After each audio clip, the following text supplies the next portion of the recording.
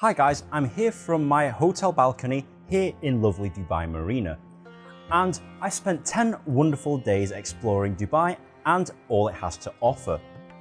But there's some things that you won't find in any travel guide that they should really tell you about.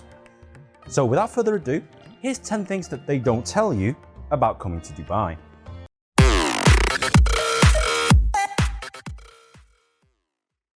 Number 1. Dubai is huge. Yeah, Nin, I already knew that, right? Well, it's not that simple. Everything is supersized.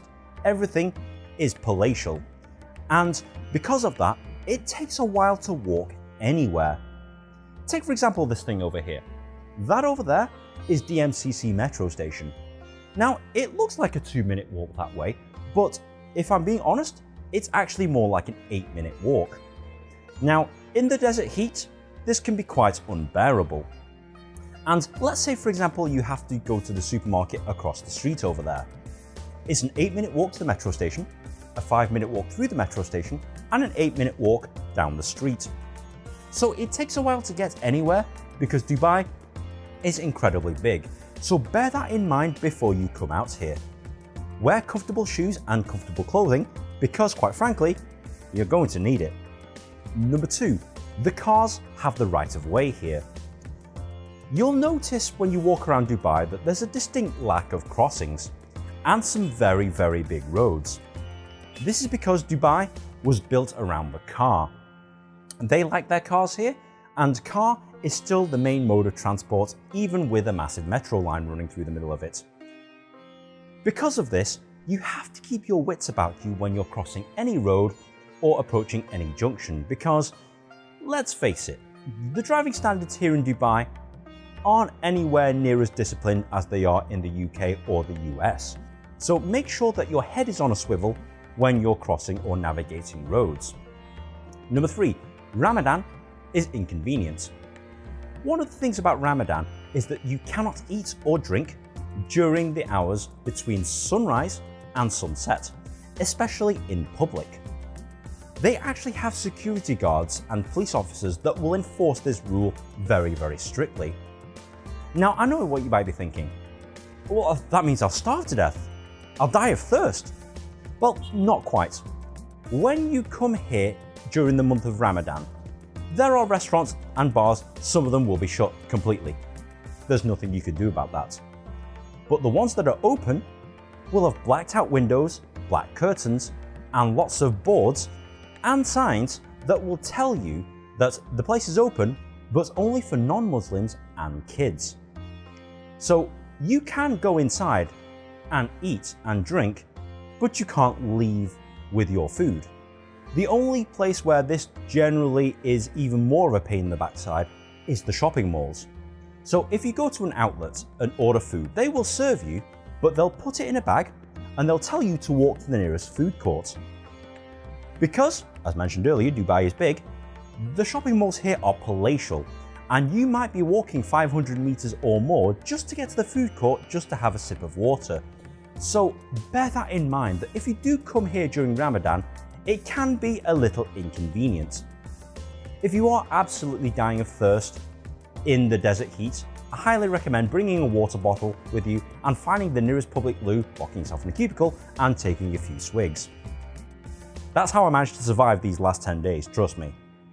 Number 4, but Ramadan has discounts. So currently it is Ramadan here. This is why I got the holiday so cheap. And because business is so bad here during the month of Ramadan because nobody eats or drinks or does anything, businesses that do stay open are literally fighting for your money. They will throw out deals left, right and center.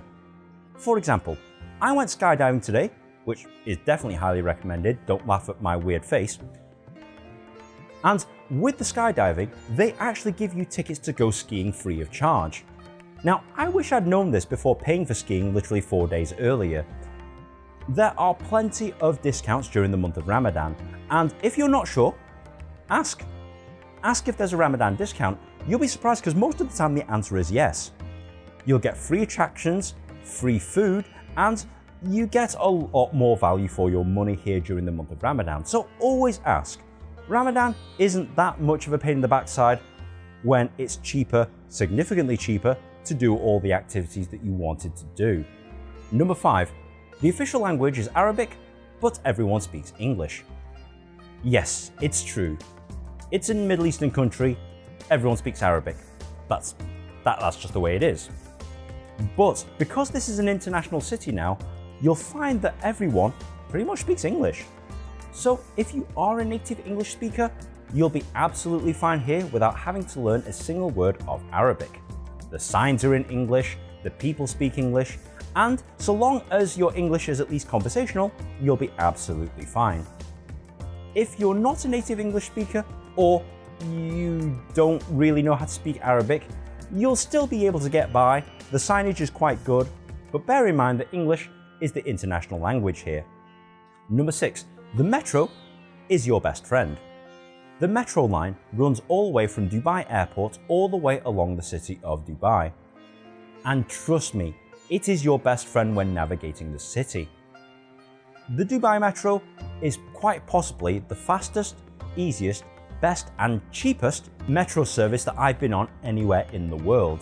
It's clean, it's efficient, it's always on time, and it's very, very cheap. To ride the metro, you'll need to buy a prepaid card called a Knoll card.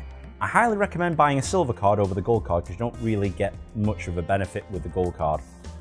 And fill it up with dirhams. This Knoll card can also get you access on the Dubai trams and the Dubai buses, so bear that in mind that this is the cheapest way to navigate the city. If you do insist on driving yourself, hiring a car and petrol is quite cheap here, but bearing in mind the road standards aren't quite as formalised as they are in the UK or the US. The most expensive form of transport is taxis, especially if you're coming from the airport at a time when the metro doesn't run. I arrived at 1:30 in the morning and I had no choice but to take a taxi here to my hotel.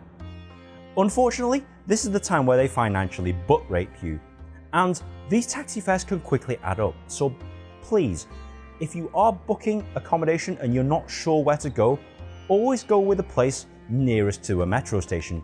Trust me, you won't regret that. Number 7. Dubai isn't cheap. You know, these guys have the most impressive skyscrapers that you'll ever see in your life. The facilities are second to none.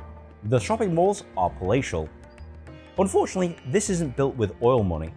It's built with tourist money. Lots of it. And as a result, everything here in Dubai is relatively expensive. So if you are shopping, if you are doing attractions, or if you are eating at fancy restaurants, bear in mind to bring some money with you.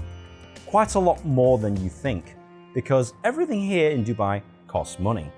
Don't get me wrong, if you wanted to do a cheap Dubai holiday, yes, you can lie on the beach and enjoy the sunshine. Yes, you can see the free of charge attractions like the Burj Khalifa fountains. And there are some quite cool things that you can see for free, but that's all you'll be doing.